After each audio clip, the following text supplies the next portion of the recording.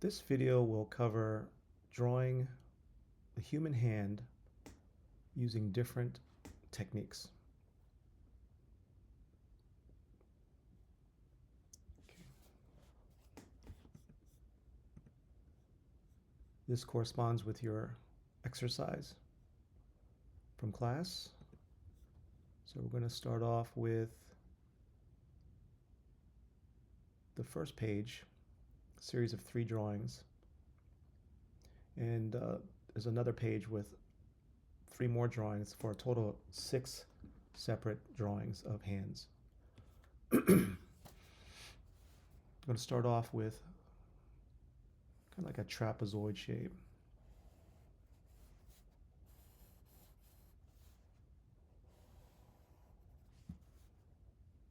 This represents the back of the hand. And you can start off with stick figures or stick just lines.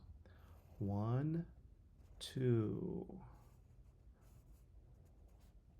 Connect to that bottom left hand corner. And this represents the thumb. Okay. And then we're going to draw the fingers from the diagram. 1, 2, 3.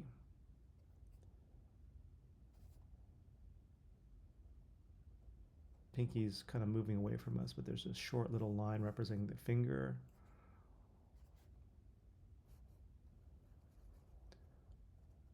Ring finger. 1, 2, 3. There we go.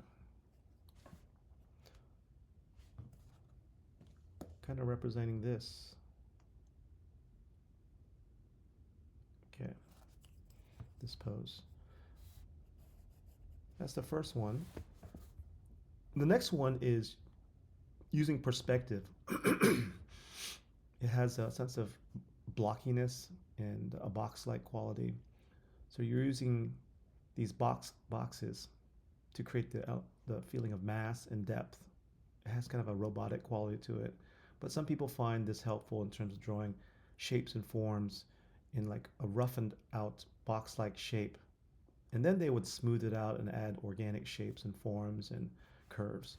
So this one, it's a little bit tougher. We're going to start off with the back of the hand and just look at the back of the hand. And again, it's kind of like a trapezoid shape to begin with.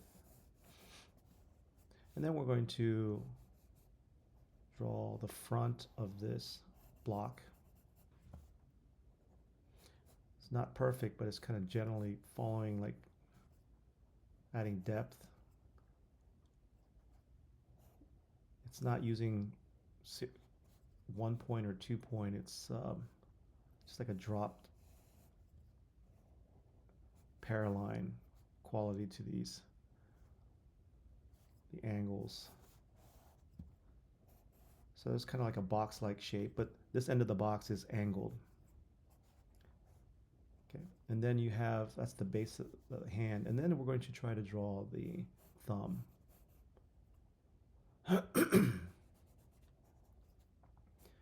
And it starts off with shapes rather than just lines. And just notice the ratio, the shape and size of these pieces. I'm going to make the bottom a little bit wider, and then I'm going to add just echo the line, like a dropped echo the line of one side to give it some depth. And right now it's just line, I'm not using any shading. And on this side, I'm going to add the fingers. And I'm going to start off with just the edge of this thing. 1, 2, 3. And the bottom shape is the longest. It gets slightly shorter as it moves up. And I'm going to try to mimic the angle as in the handout. And it's very flat right now, but then I'm going to add bevel in a side.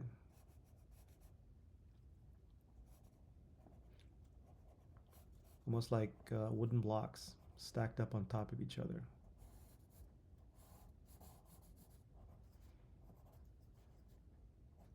There's a forefinger.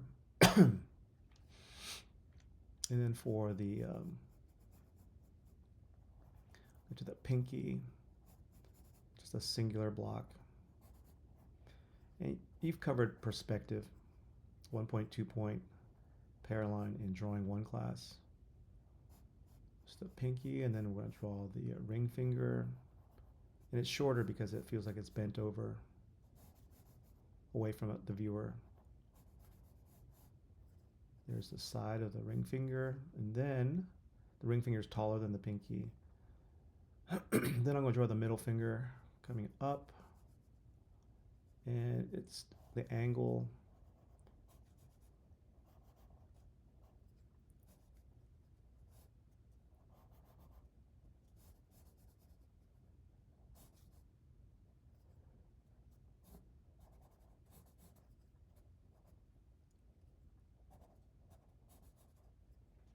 There's that one little piece on the top there.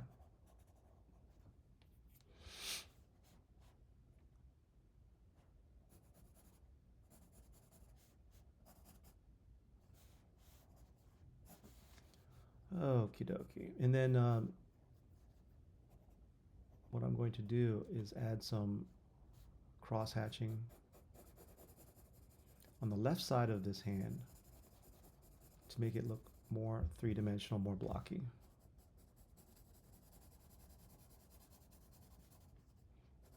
So that gives it contrast to the side of the finger that's highlighted.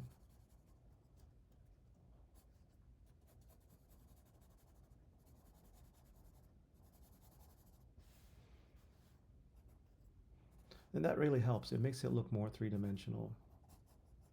And you can build up your forms, your figures, your shapes, and then go back in and make them more rounded and more organic.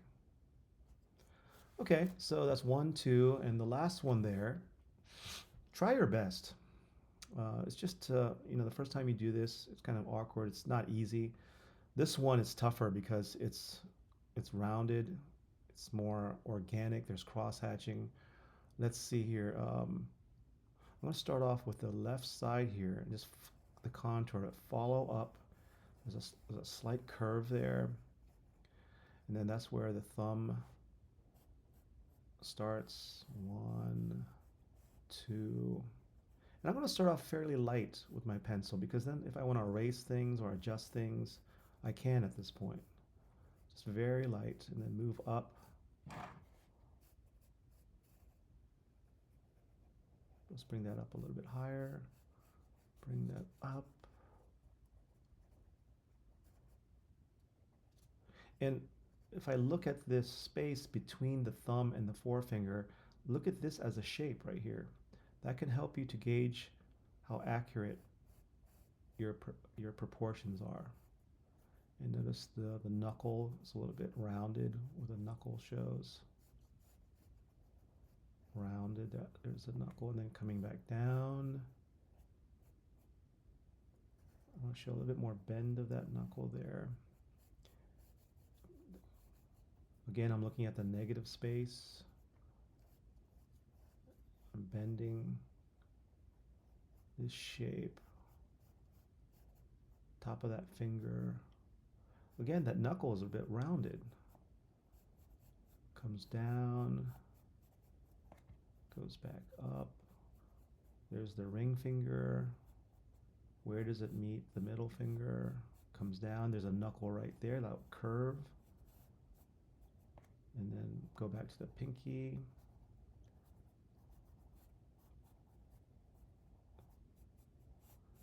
Okay, and then come down. It's a little bit rounded right there. I'm going to make it narrow, bring it into the wrist.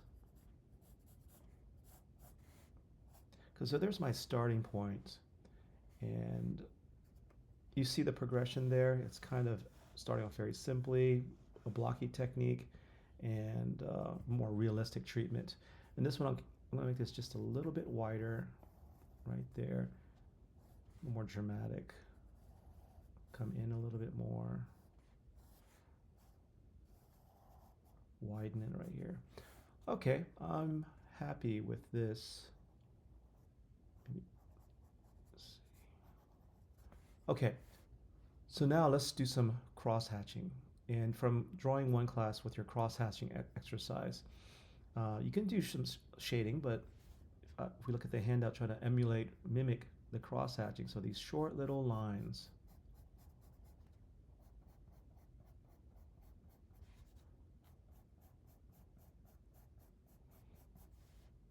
So you notice these little short lines are at the side of each of the fingers, and you just want to angle your lines in different directions to create some basic shading.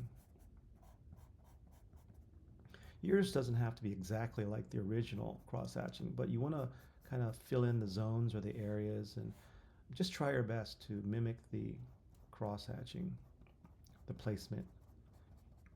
And the purpose of the cross hatching, it gives your fingers a little bit more depth.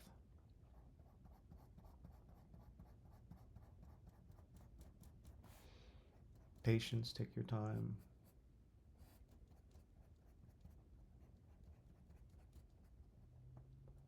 Let's go ahead and define that nail on the very top, that shape of that nail.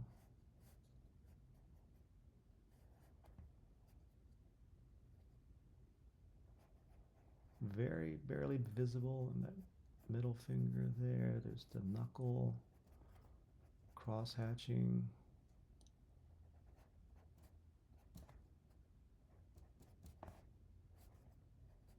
And again, that rhythm of cross hatching on the side of the fingers.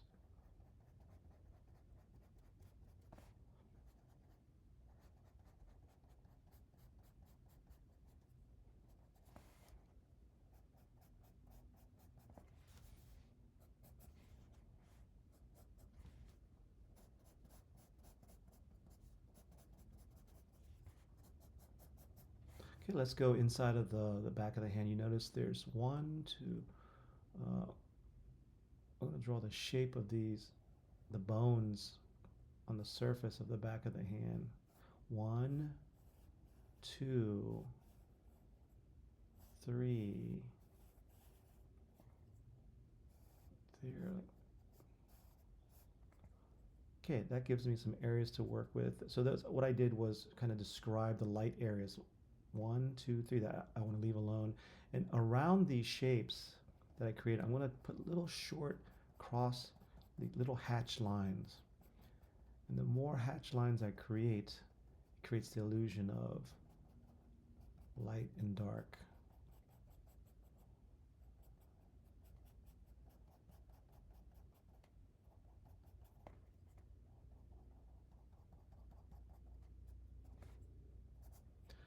Uh, Kind of wrap this one up. I'm going to go back in and I think my thumb is a little bit off here. So I'm going to bring that.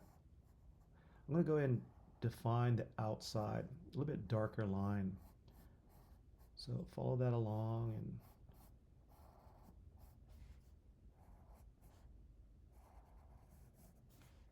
and this is going to make it easier for the viewer to kind of appreciate the shape, and all your cross hatching will be a little more contained.